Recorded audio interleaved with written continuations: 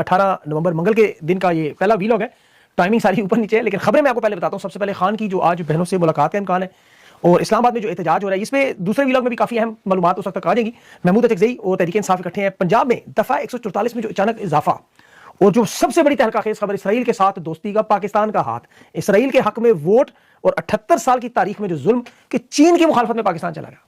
मोहम्मद बिन सलमान भी अमेरिका पहुंचे हैं, ट्रंप से अब्राहम अकॉर्ड पर फाइनल मुज़ाकरात हैं, लेकिन अभी तक बिन सलमान राजी नहीं है। और 28वीं तरमीम बादशाह सलामत के हालों से पहले सदारती मामलात में क्या तब्दीलियां हो रही हैं, ये भी। और शाहजेब खानजादा को कनाडा के अंदर इसने आईना दिखाया, 3 दिन में शनाख्त, लेकिन अरशद शरीफ के कातिलों का 3 साल से पता ही नहीं। केपी में आज खुदकश हमला भी हुआ है और आज ख्वारजियों से अपनी तारीफें भी करवाई जा रही हैं पाक फौज के लिए। और 2025 खतरनाक तरीन साल हर हालात में मैं आपको तफसील बताता हूं। और शेख हसीना की फांसी के बाद हुक्म मिला कि कोई जनरल फैज हमीद की फांसी के अलावा बात ना करे। खौफ क्यों है, ये मैं भी तफसील इसकी भी आगे चलता हूं। लेकिन जो आज सबसे पहले हुआ, इसराइल को तस्लीम करते हुए फखरिया अंदाज में फील्ड मार्शल शहबाज शरीफ, आसिफ जरदारी की ये मौजूदा रजीम, नाजायज़ रजीम, उस इसराइल के कैंप में दाखिल। खान की हुकूमत गिराने का जो सबसे बड़ा मकसद, इसराइल की बालादस्ती को तस्लीम, फलस्तीन की रियासत के क़याम की शर्त को नजरअंदाज और गजा में अमन फौज के नाम पर नेतन्याहू और ट्रंप के जत्थों को इस्लामी फौज का नाम देकर दाखिल करना। तो इसराइल की ग्रेटर इसराइल का मंसूबा, उसे कानूनी हैसियत, जिस तरह पाकिस्तान की गैर कानूनी गैर आइनी पार्लियामेंट कवानीन की तरमीम, जिसमें इमरान नियाज़ ने आज बात की कि पाकिस्तान के आइन के नेफे में पिस्तौल चलाया। आज वही काम इंटरनेशनल फोरम में पाकिस्तान की तारीख में पहली मरतबा इन ममालिक के साथ शामिल होकर गजा की करारदाद में ये चीन की मुखालफत में चलेगी। जरा सोचें, चीन की मुखालफत में अमेरिका की हमायत में इस करारदाद को वोट डाल देना। चीन का रद्दअमल क्या है आपको पता? उसने कहा तशवीशनाक मामला और नामुकम्मल करारदाद पे फलस्तीन की हुकूमत, जो फलस्तीनियों का हक है, गजा उनका हक है, ये चीन ने खुलकर कहा कि गजा फोर्स के नाम पर ये पूरी वारदात कर रहे हैं। चीन ने कहा तफसीलात ही नहीं दे रहे, बताते नहीं ढांचा कौन है, ममालिक कौन होंगे, मैंडेट क्या है, किसके साथ काम करेंगे, किसकी निगरानी में करेंगे, अक़वाम मुत्तहिदा का क्या किरदार होगा, ये कौन सा चार्टर बनाएंगे, सब कुछ क्यों खुफिया रखा जा रहा है। और देखें, अरब ममालिक की तरफ से तो इसकी मुखालफत और हमायत और वो सारा आप जानते हैं। इसकी जो सबसे खतरनाक मामला ये है, वो पाकिस्तान की जो आइंदा आने वाली तारीख है, उसमें अब एक और स्याबाब, जिस तरह जनरल जवाहर उर्दन में गया, अब ये शहबाज शरीफ और जनरल फील्ड मार्शल की फलस्तीनियों के साथ जुल्म, जो उम्मत मुस्लिमा फलस्तीन की हमायत में, आपको पता है ये सारी जिंदगी मजहबी चूरन बेचते रहे, कुरान पाक की आयतें सुनाते रहे, क़याम के वक्त सजदे में चले गए। ये हमायत को वोट देने का मकसद एक टूरिस्ट स्पॉट बना के वहां से फलस्तीनियों को निकाल दे, उनसे असलहा छीन लिया जाए, गजा को एक तफरीही मकाम बनाइए, घूमने फिरने के लिए इसराइल के लोग वहां जाया करें, देखें इसराइल की हिफाजत करें, इसराइल की सरहदों की हिफाजत करें, बदले में कुछ डॉलर इनके इक़्तिदार को हमायत और इनका काम चलता रहे। मतलब चीन को वोट ना देना, जब चीन कह रहा है कि फलस्तीनियों की नस्लकुशी करता रहा है इसराइल। देखिए, खान की हुकूमत गिराने का सबसे बड़ा मकसद क्या था, आज पाकिस्तानियों को ये चीज समझ आनी चाहिए। और ये तमाम मजहबी जमातें का किरदार देखें कि पंजाब में दफा 144 लगी हुई है कि फलस्तीन की मुखालफत में कोई ना निकल सके। इसी जगह पे जमात इस्लामी पाकिस्तान का इज्तिमा हो रहा है, जिसे खुद डिप्टी कमिश्नर CCPO इंतजाम का जायजा लेकर ये मुनाफिकत एक समझ आ रही है आपको। सेनेटर मुश्ताक ने कहा जिस तरह हाफिज नईम की वो मुनाफिकत, ऐसे ही जनरल आसिम मुनीर हो गए, शहबाज शरीफ, आसिफ जरदारी साहब हो गए, ये सब वही वारदात की जा रही है जो हमेशा हर दौर में इस्लाम के साथ हुई। भारत में जो आज अहम मुलाकात है डोनाल्ड ट्रंप की, इलॉन मस्क की और बिन सलमान की, उसमें बड़ी अहम चीजें सामने आनी है। एक तो मोहम्मद बिन सलमान अभी तक मान नहीं रहा, उसने कहा डील आप मुझे दे रहे हैं, लेकिन जरा थोड़ा तहम्मुल करें, सब्र करें, इतनी जल्दी नहीं है। जब तक सऊदी अरब इसराइल की, याद रखें, अमन का ये जो मुआहदा है, कहते हैं इस पे पहले बातचीत के टर्म्स तय नहीं होंगे, उस वक्त तक दस्तखत नहीं होंगे। इसमें मकसद क्या है, एजेंडा क्या है, उस पर फलस्तीन के लोग पीछे नहीं हटे। इस सूरत में इन दस्तखत की अहमियत सिर्फ दिफाई मुआहदे तक है, फोटो सेशन तक है। अब ट्रंप का जो ख्वाब अब्राहम अकॉर्ड और नेतन्याहू को लाना, उस पर सऊदी अरब ने कहा हमें बहुत कुछ अभी करना है, फिलहाल हमें हथियार चाहिए, इसराइल से तहफ़्फ़ुज़ चाहिए, लेकिन वो इस कीमत पर नहीं कि हम उसकी फलस्तीन की सालमियत पे दाव पे लगा दें। आज इनकी मोहम्मद बिन सलमान की इलॉन मस्क उनसे मुलाकातें हैं, न्यूक्लियर टेक्नोलॉजी के मुआहदे भी हैं, F-35 जहाज़ों की खरीद फरोख्त भी है, नेटो के आर्टिकल 5 में आपको पता है जो सबसे अहम चीज़, उसमें बड़ी कमिटमेंट है, नेटो जैसा इत्तेहाद सऊदी अरब के साथ। तो पाकिस्तान को जो दफाई मुआहदा, उसकी तो मैं आपको हकीकत बताऊं कि फौज में मेजर हो, कर्नल हो, रिटायर्ड जज जर्नल हो, रिटायर होकर जब DHA में बाहर खड़ा हुआ गार्ड हो या मलिक रियाज के पास काम करे, वो वाला हालात है पाकिस्तान के दिफा का मुआहदा। नेटो वाला जैसा इत्तेहाद अमेरिका के साथ करेंगे और बाकी वो जो गार्ड हैं पाकिस्तान के। जियो की political situation, geo political situation में ये जो सबसे अहम खदोखाल है वो नजर आएंगे। अब इसमें फील्ड मार्शल की जो एक्सटेंशन का मामला था, मशरिक़ वस्ता का मामला था, पाकिस्तान की जो सियासी हालात है, मंजरनामा है, क्योंकि ये सिचुएशन इन सब के लिए शदीद तरीन मुश्किल है। फलस्तीनियों ने इस अमन मंसूबे को ये कहकर मुस्तरद कर दिया कि गजा के अंदर किसी सूरत में कोई इस्लामी फोर्स नहीं आ सकती, यहाँ हमें कोई गैर मुसल्लह नहीं कर सकता। अब ये बड़ी सीधी सी बात है, दो पार्टियां एक मान नहीं रही, दूसरी जबरदस्ती करेगी तो क्या होगा। अब सऊदी अरब ने इसमें शिरकत की, जैसे सिक्योरिटी काउंसिल में इसराइल को गजा अमन पर पाकिस्तान ने तस्लीम किया और पाकिस्तान की तरफ से फौज अगर जाने पर तैयार होती है, आपके समझ जाती है, तो फिर फील्ड मार्शल का इक़्तिदार और सदारत का मामला बढ़ेगा। इन्हें सदर field marshal general Asim Munir बना दिया जाएगा, जिस अयूब खान, यहया खान, मुशर्रफ और ज़िया-उल-हक इक़्तिदार में आए, मगरब की हमायत करते रहे।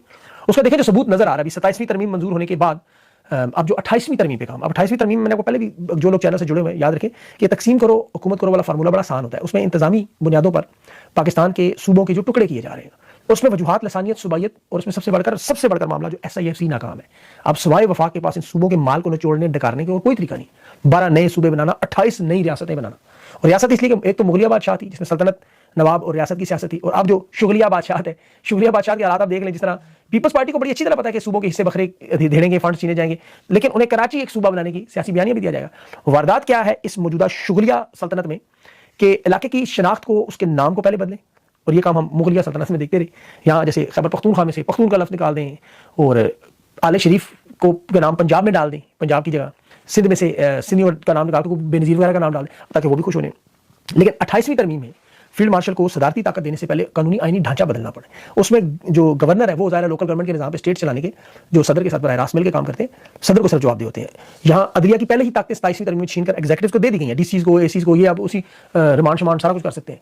बाकी कौमी असेंबली और सेनेट में जिस तरह परवेज मुशर्रफ को याद होगा नाज़म का कानून लेके आया, नाज़म बनाए जाते थे, ज़िया उल हक मजलिस शूरा का लाया। तो ये फील्ड मार्शल जिले में से हर जगह में सीनियर तहसील में से एक मेंबर कौमी असेंबली में इंतखाब करके रियासत को, फेडरेशन को यहाँ से जोड़कर अमेरिका से फंडिंग लेके कोशिश करके हम हुकूमतों को कंट्रोल करेंगे ताकि लोकल जो सूबे फंडिंग रोक ना सकें, इंतजामी हम काम चला लें। ये है मंसूबा, यानी मुकम्मल इक़्तिदार पे कब्जे के लिए पाकिस्तान की कौम ज़ाहिर उन पर काबू पाने के लिए हर डिक्टेटर ऐसे मंसूबे लेके आया, और उसका जवाब ज़ाहिर पाकिस्तान की कौम को अपना जमहूरी हक देना होता है। ये हर दौर में करना पड़ता है। अभी एमएनएज, एमपीएस और सेनेटर जिस तरह इकट्ठे होकर तरीके इंसाफ के 27वीं गैर आईनी तरमीम पर एहतजाज कर रहे हैं, कि पार्लियामेंटेरियन सुप्रीम कोर्ट की सीढ़ियों पर भी मौजूद है, वहाँ पुलिस और एफसी के लोग भी पहुंच गए हैं। अब यहाँ इनके साथ तहरीक तहफ़्फ़ुज़ आइन की एहतजाजी रैली भी है, महमूद चकज़ई भी पहुंच गए हैं, और भी सारे मामला। असल इस वक्त सबसे अहम मामला खान से मुलाकात का है। तकरीबन 21 दिन हो गए इमरान खान से मुलाकात लीडरशिप की खानदान की बहनों से नहीं होने दी जा रही। और ये फील्ड मार्शल का आपको पता है शहबाज शरीफ की हुकूमत का 27वीं तरमीम से पहले सबसे पहले यही प्लान था कि इमरान खान से जब तक ये तरमीम ना हो जाए, मुकम्मल कंट्रोल ना हो जाए, उस वक्त तक मुलाकात नहीं होने दी। आप माजी में देखें जब इन्होंने बड़ी वारदात की उससे पहले मुलाकातें रोक दी, पैगामात रोक दिए ताकि ये काम अपनी वारदात कर लें।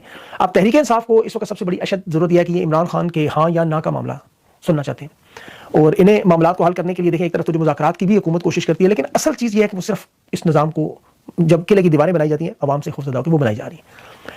ये सब कुछ करने के बावजूद क्योंकि हालात इनके कंट्रोल में नहीं है, मैं आपको उसकी सबूत देता हूँ। 2025 को 78 साल की तारीख में सियाती साल करार दिए। 24 साल की दहशतगर्दी का रिकॉर्ड निकालें, गूगल पे जाएं, मुशर्रफ ने जो शिरकत की थी उस वक्त से लेकर अब तक शहादतों का सिर्फ सालाना तनासब निकालें तो 2024 72 साल। फौजी ऑपरेशन सबसे ज्यादा, दहशतगर्दी सबसे ज्यादा, और हालत ये हो चुकी है कि ख्वारिज को पकड़कर मेन स्ट्रीम मीडिया पर बिठा के उनसे ये तस्दीक करवाते कि पाक फौज काफिर फौज नहीं है। अंदाजा करें कि मैंने तो खुद फौजी जवानों को 5 दफा नमाज पढ़ते देखा, बल्कि मैं तो इनसे नमाज और कलमे सीखे, वो ख्वारिजी दहशतगर्द कह रहा था ईसानुल्लाह। तो ये हालात इनके बन चुके हैं कि इस नहज तक पहुंच चुके हैं। अभी जस्टिस हाशिम काकड़ साहब ने अदालत में अभी केस में कमेंट किया, उन्होंने कहा अदलिया में अब हमारे पास तो खोने को कुछ बचा ही नहीं। ये पाकिस्तानियों के हालात देख लें। 2025 में जो दरबदर आप किए गए, दुनिया में नंबर 1 क्या में पाकिस्तान के बाद हिजरत हुई, 2025 में ये टॉप पर पहुंच गई। हालत ये होगी पाकिस्तान के एयरपोर्ट्स पर वहां इन्हें खुद अफसरान बैठाने पड़े कि जो जायज मुलाजमत, जायज वीजा होने के बावजूद अब आप मुल्क से बाहर नहीं जा सकते।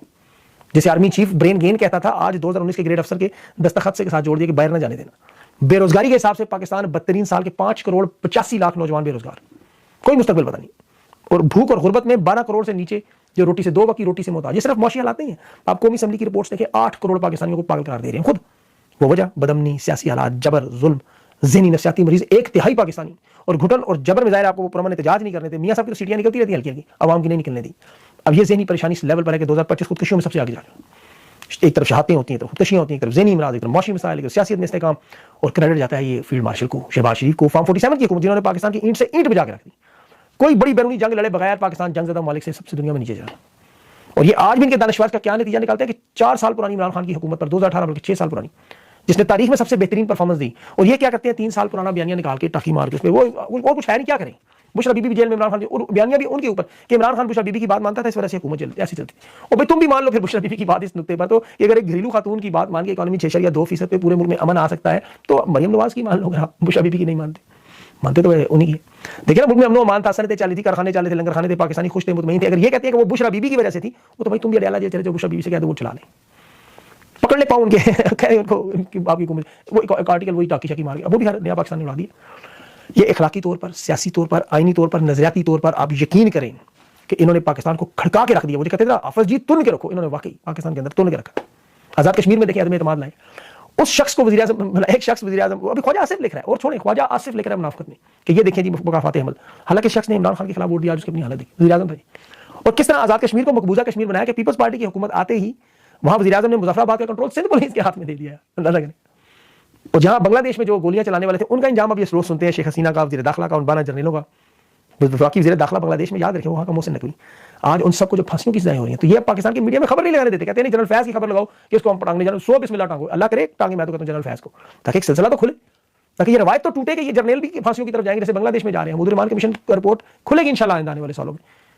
ये इन्हें देखे तकलीफ होती है जब आप बात करें सरेंडर की या बात करें बांग्लादेश में गोलियां चलाएं, वहाँ शेख हसीना की, मोहसिन नकवी की, क्योंकि इंजाम नजर आता है। लेकिन ये करें जनरल फैज जैसा कोई ऐसा मामला ताकि एक रास्ता खुले इन लोगों के लिए भी। शाहजेब खान ज़ादा कनाडा में जो गया वो उस पर बहुत सारी बात होगी, मजम्मत खत्म होगी ना, वो 2-3 दफा कर दी, वो इतना उसके मेडल नहीं उतरे जो होना था, हमने मजम्मत कर दी। अब कैनेडियन शख्स को जिसकी एक्सक्लूसिव मालूमात जो बंदा हमने पकड़ लिया, वो बड़ा बड़ा मार कमा, उसने खुद अपनी वीडियो दिखा दी। 3 साल अरशद शरीफ की शहादत को ये बंदे नहीं पकड़े, उसकी वालदा ने नाम भी दिया कि सारे के सारे जनरलों के नाम है, वो इन्हें पता है। और ये बात ये शाहजेब खान ज़्यादा बात भी नहीं कर सकते उसमें। इन्होंने मजाक तक उड़ाया अरशद शरीफ की अहलिया का, जवेरिया का, ये मजाक उड़ाते रहे, उसको गलाजत वाली बातें करते रहे।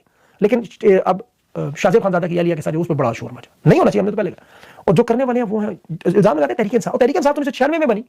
इन्होंने तो बेनज़ीर की नंगी तस्वीरें जहाज़ों में 1980 में फेंकी। 1988 में बेनज़ीर भुट्टो को पीली टैक्सी करा दिया, तहरीक इंसाफ तो थी ही नहीं उस वक्त।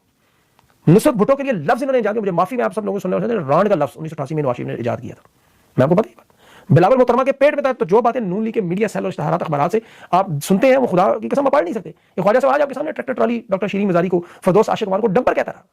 और ये तहरीक इंसाफ के लोग जब बदकलामी की हद से भी गुजर रहे तो तहरीक इंसाफ के लोग इन्हें क्या कहते हैं, पटवारी एक ओहदा है, जैसे आपको कहते हैं डीसी, डिप्टी कमिश्नर, थानेदार। ख्वाजा आसिफ जजेस को क्या कहता है, इमरांडू। मतलब आप अंदाजा करें ये वो लोग हैं। अब मैं इनके बारे में और क्या बात करूं।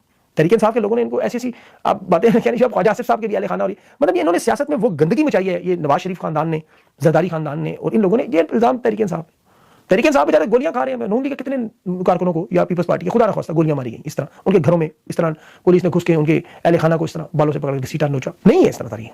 इनके पास मुड़ के मरियम नवाज के कमरे का दरवाजा टूट गया, वो तोड़ने वाला उस वक्त का वो कोर कमांडर था जो इनके साथ बैठा हुआ, पकड़ने से पूछे बहरहाल वो मामला से चले। इसके अलावा और भी बहुत सारी छोटी मोटी कोशिश होगी। अगले वीलॉग में इमरान खान के हवाले से जो पैगामात हैं, जो बयानात हैं, वो बड़े ज़रूरी है, क्योंकि 21 दिन हुए इन्होंने खान की मुलाकातें बंद की हुई हैं, याद रखें।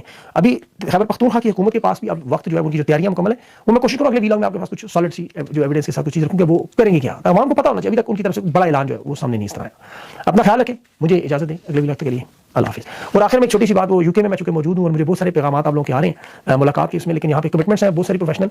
और इमरान रियाज साहब का बहुत बहुत शुक्रिया जिनका है जो मेरे होस्ट है। ज़ाहिर है इमरान भाई ने भी और भी मुलाकातें करनी है, अभी इंटरव्यूज़ है साबिर शाकिर भाई से, फिर बर्मिंघम में हमारा जो बहुत बड़ा इज्तिमा है जिसमें इंसानी हकूक़ और जमहूरियत के साथ अरशद शरीफ की शहादत का वहाँ पे शिरकत है, और उसके बाद कोई इंसानी चेन का भी एक वहाँ का प्रोटेस्ट है। मैं कोशिश करूँगा वो भी कवर करूँ, जब आए हैं तो देखें कि यहाँ ओवरसीज़ पाकिस्तानी किस तरह। फिर आगे 23 को जो बार्सिलोना में दोबारा एहतजाज है, उसके मामला हैं, इसलिए काफ़ी बिजी टाइम है, मौसम की भी तब्दीली है, सफ़र में भी आपको पता है कभी पैर उधर कभी इधर, बहुत सारे लोगों से मुलाकातें भी हो रही हैं, उनका गला भी ख़राब हो रहा है। लेकिन आप लोगों का तावन कि ये आगे पीछे टाइम्स में भी व्लॉग्स को आप देखते रहे, जब इंशाल्लाह when I go back to my home place चीज़ें बेहतर हो जाएंगी। अपना ख्याल रखें, मुझे इजाज़त दें, अल्लाह हाफ़िज़।